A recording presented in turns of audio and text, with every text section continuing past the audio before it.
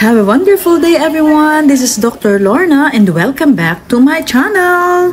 Sa video na ito ay pagpapatuloy natin ang panonood ng Family Travel Series 2024. After 4 days and 3 nights of stay sa Marriott Vacation Club, Bali, Indonesia, here we are at Ho Chi Minh, Vietnam. It's our day 1.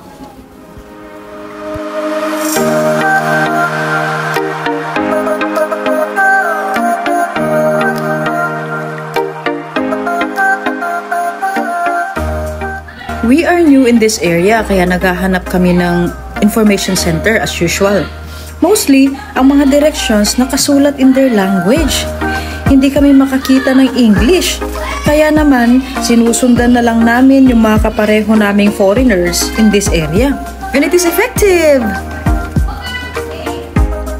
Vietnam is known by their yummy foods. Sabi nga ng iba, may area na may masasarap na seafoods in the street. Kaso nga lang wala kaming nakita na gano'n near sa aming hotel. Kaya naman nag-ask na lang kami if asan ang pinakamalapit na mall or restaurant where we can eat. And dito kami dinala sa Menas Food Village.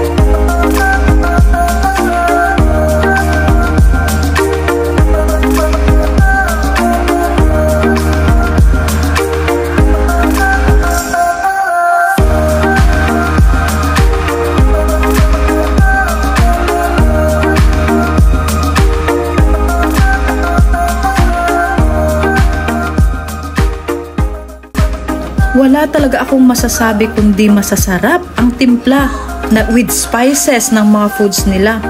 Marami ang isang servings.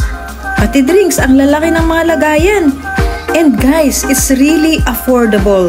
If I will go back here in Vietnam, magpo-food trip talaga ako. For sure.